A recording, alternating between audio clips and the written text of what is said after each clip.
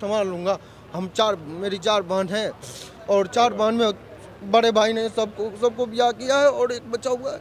मैंने सोचा था कि नौकरी लग जाएगा तो मैं छोटी वाली बहन को नौकरी वाला से ब्याह करूँगा। हम ही कमाने वाले हैं, हम ही खिलाने वाले हैं। हम एक कैटरिंग चलाते हैं, पत्तल साफ करते हैं, तब जाके हमें 2 रुपए मिलता है। ठीक है, तो हम फ्री में गए थे विदाउट टिकट। RPF पकड़ा था, उसमें भी मारा था हमको। तो बाद में हमने ये मेडिकल का स्लिप दिखाया, बोला कि चलो कोई दिक्कत नहीं है, जहाँ मेडिकल दे दो नौकरी लग जाएगी, तो टिकट लेके जाना। आज तक मेरे को नौकरी ना लगा, मैं जैसे कि तैसे चल रहा हूँ। बुढ़ापे में पिताजी की लाठी बननी चाहिए। उस बुढ़ापे में ये लड़के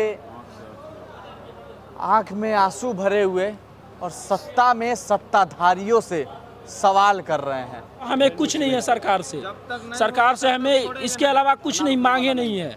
अब नहीं मिलेगा तो हम तो बार बार बोल रहे हैं, मरने के अलावा कुछ नहीं है हमारे हाथ में, कुछ है ये नहीं है। थी मंदिर में जा कर के मांगे थी, भगवान के तले छाती पड़ता है बोलने के बाद। सर गांव में सब झूठा फौजी कर गांव में जब चिढ़ाता है ना, गांव में जब जाते हैं ना तो बोलता है क्या हुआ, इसके लिए कुछ आवाज नहीं निकल, सर हम झुका करके जाते हैं।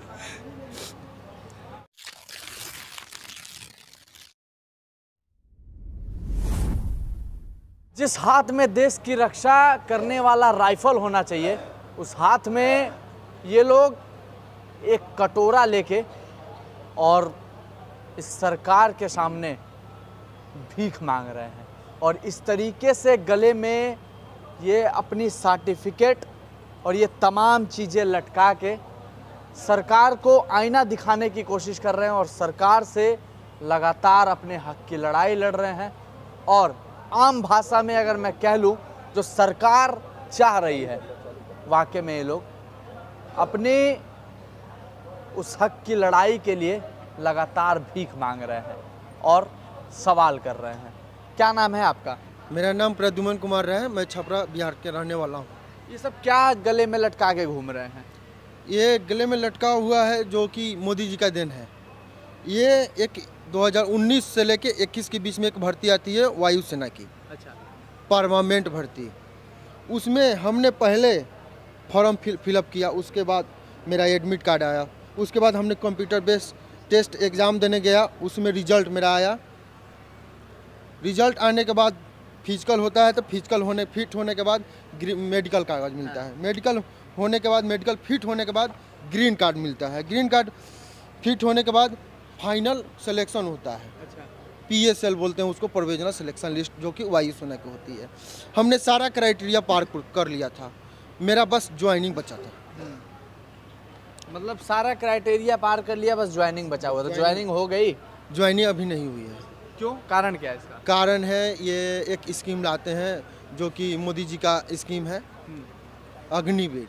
उसके अब उपरांत हम लोगों का वो भर्ती कैंसिल कर दिया गया, पुरानी पेंडिंग भर्ती। अच्छा, भर्ती वो कैंसिल कर दी गई? भर्ती को पूरा सिरे से कैंसिल कर दी गई और ना कोई रीजन, ना कोई लिखित में मिला हुआ है कि आपका ये रीजन है, इस रीजन के चलते आपका भर्ती कैंसिल हो गया है। मतलब एग्ज़ाम भी लिया जाता है, मेडिकल भी हो जाता है, नाम भी आ जाता है, दौड़ भी हो जाता है, फाइनल सिलेक्शन भी हो जाता है, और हम हाँ, अपने पट्टीदार गांव में मित्रों को मिठाई भी खिला देते हैं कि प्रद्युमन कुमार राय वायुसेना बन गया। हाँ। और अब का सिचुएशन बता रहा हूँ, हम अपने गांव में इतना प्रताड़ित होते हैं कि क्या प्रद्युमन भाई, तुम तो झूठे बोले थे और मिठाई भी खिला दिया, तुम खाली झूठा फौजी हो, मैं तेरा सब बात जान गया। बताओ भैया, ये झूठा फौजी है? मैं अपने से एग्ज़ाम देने गया, मैं अपने से दौड़ने गया, मैं अपने से वो हाइड्रोसिल चेकअप करवाया। जो वायुसेना के विंग कमांडर रवि अलावत जी थे, मेडिकल के ऑफिसर, उन्होंने मेरा कौड़ी धरा, और ये जो होता है मेडिकल की जितनी प्रक्रिया होती है वो खुद हमने करवाया कि वो सरकार का क्राइटेरिया से हुआ है। मैं अपने से गया हूँ मेडिकल देने, उन्होंने बुलाया तब ना मैंने गया हूँ। 29 विंग कमांडर बमरौली में एयरफोर्स स्टेशन है, वहाँ पर मेरे मेडिकल कार, वहाँ मेडिकल होता है। मतलब घर वाले पिताजी करते क्या?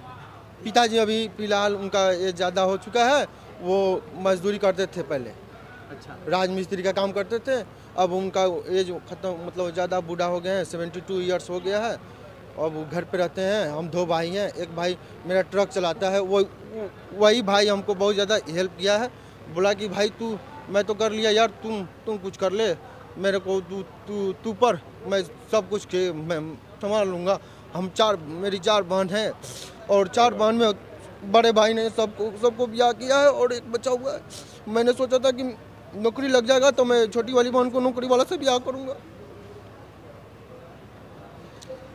जरा सा इस आँख में वो आंसू देखिए।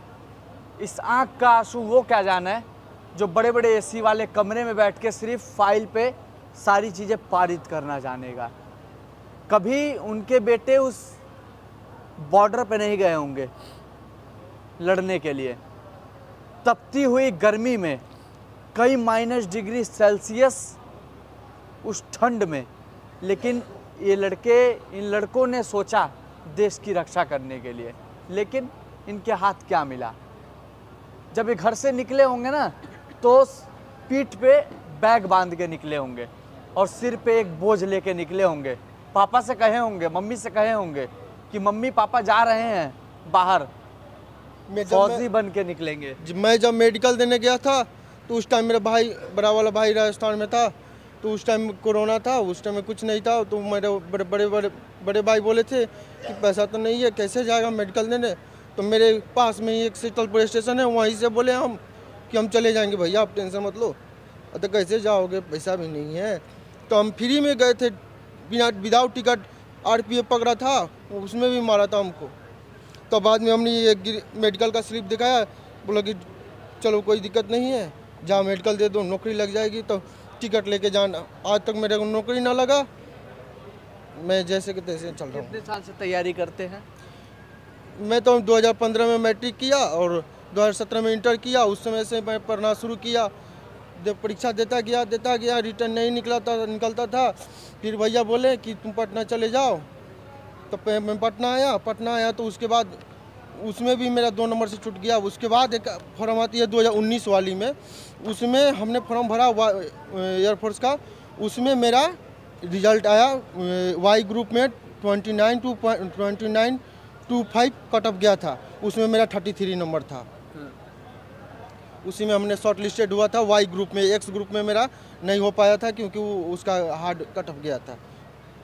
जैसे घर पे मम्मी पापा नहीं कुछ कहते कि अब बेटा कुछ और कमा लो, इसमें तो कुछ हो ही नहीं पाया?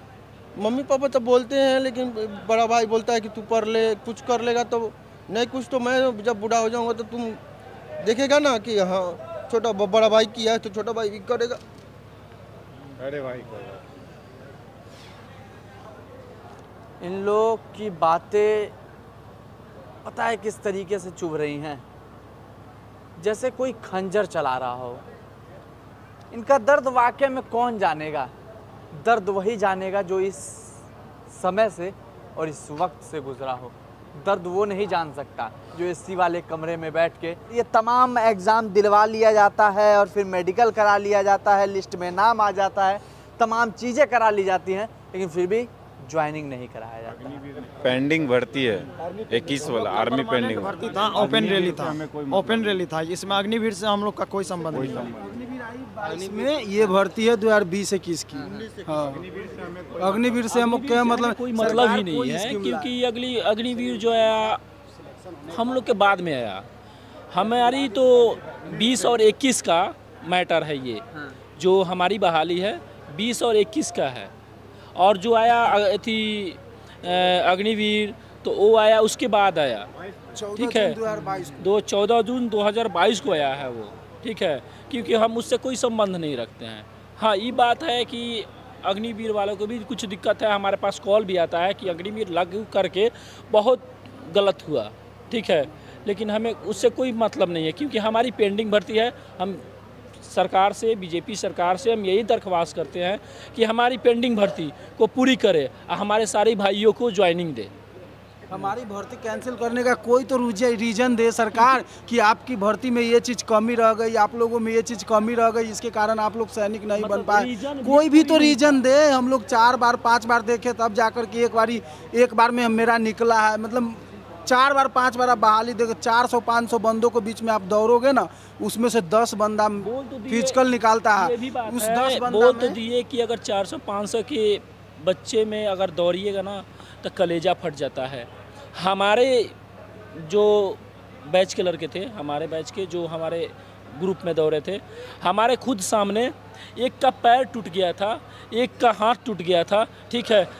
2 लड़के को में थी उसी स्पॉट डेथ हो गई थी और एक घायल था तो वो हॉस्पिटल में थी एडमिट किया गया, ठीक है। अब इसी से आप लोग सोचिए, सरकार इसी से सोचे कि लड़का जो होता है कितने कष्ट से दौड़ता है, कितने परिश्रम से दौड़ता है, तब जाके एक बार निकलता है दौड़।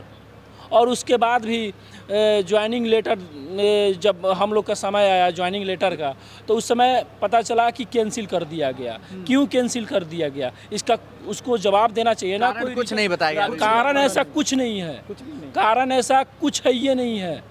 देखिए बोल तो दिए ना कि यही है जो, उसके बाद सब मिलता है, सब वही है। सेकंड में सारा कैंसिल का प्रोसेस क्लियर कर दिया था वहाँ उसको तीनों सेना का चलाया, पेन चला करके बस कैंसिल तो कैंसिल, और उसके बाद कुछ नहीं। ना वेबसाइट पे दिया, ना कुछ पे दिया, कुछ तो देना चाहिए ना। राजनाथ सिंह भी आश्वासन दिए कि आप लोग का होगा होगा होगा होगा, कब होगा कुछ पता ही नहीं। 68 बंदा भी मर गया था उसी टाइम, सुसाइड करके अपने से मरा था। ये बात सुन के 24 घंटा में 68 बंदा मर गया और कोई मीडिया वाला, इंटरनेशनल मीडिया कोई जवाब नहीं दिया, एक भी नहीं देखा है उस बात में। कभी पूछा सरकार से भी नहीं, क्वेश्चन पूछा क्यों रद्द किए नहीं किए। घर के 2 भाई थे, दोनों भाई का बोले अंदर से बोला नहीं जाता, समझे, सुसाइड कर लिए। फुफेरा दोनों भाई था, मसेरा भाई था, और दोनों भाई ने अपने पिताजी को बोला कि पापा जी मुझे खाना चाहिए, और वो जो है ना गमछी नहीं होता जैसे रनिंग करने के लिए जाता है, उस गमछी में खाना ले लिया और वो चल दिया। जब चल दिया तो जहाँ पे वो रनिंग करता था उसी फील्ड में वो जो है ना अपना ऐसे करके ज़मीन में रेखरा दे दिया, और वो बोला क्या कि मतलब वहाँ पे लिख दिया कि बापू अगर हम इस जन्म में फौजी नहीं बने तो अगले जन्म में हम फौजी ज़रूर बनेंगे। और वो भाई ने वहाँ पे जो खाना लेके गया था वहीं रख दिया, और वहाँ पे अगरबत्ती जला के वो अपना जहाँ पे रनिंग करता था प्रणाम कर लिया, समर्पण करके। और ऊपर में नीम का गाछ था, उसी में एक भाई इधर और एक भाई इधर फांसी लगा के मर गए। इसका जिम्मेवार कौन है? कर दिया गया था हम लोगों को जान से कि फिर से सेना नहीं बन पाई। हम लोग के पास ऑप्शन रहता फिर तब ना फिर से अप्लाई करते। हम लोग को 2 साल वेट करा करके ओवरेज कर दिया गया। अभी ओवरेज हो गया। अभी हम लोग क्या सोचे हैं आप लोग, अभी क्या सोचे हैं? हम लोग यही सोचे हैं। मेरा सवाल 100 बात का एक ही जवाब है कि हमारा पेंडिंग भर्ती पूरी की जाए। हम सब भाइयों को आर्मी और एयरफोर्स के जो है ज्वाइनिंग लेटर दी जाए, बस। इसके अलावा हमें कुछ नहीं है सरकार से। सरकार से हमें इसके अलावा कुछ नहीं मांगे नहीं है। अब नहीं मिलेगा तो हम तो बार बार बोल रहे हैं, मरने के अलावा कुछ नहीं है हमारे हाथ में, कुछ है ये नहीं है। मेरे पापा राजमिस्त्री का काम करते हैं, 50 से 55 साल का उम्र हो गया, फिर भी अभी उनका दवाई चलता है। यहाँ का गर्दन का नस बैठ चुका है। जो हम हैं हम ही कमाने वाले हैं, हम ही खिलाने वाले हैं। हम एक कैटरिंग चलाते हैं, पत्तल साफ करते हैं, तब जाके हमें 2 रुपये मिलता है, ठीक है, और कुछ नहीं है। जिस बुढ़ापे में हमें जब पापा बाहर थे हमरे, तो लड्डू बंटवा दिए थे कि मेरे बेटा का नौकरी हो गया थी। मंदिर में जा कर के मांगे थी, भगवान के तले छाती पड़ता है बोलने के बाद। सर गांव में सब झूठा फौजी कर गांव में जब चिढ़ाता है ना, गांव में जब जाते हैं ना तो बोलता है क्या हुआ क्या हुआ, इसके लिए कुछ आवाज नहीं निकल। सर हम झुका करके जाते हैं।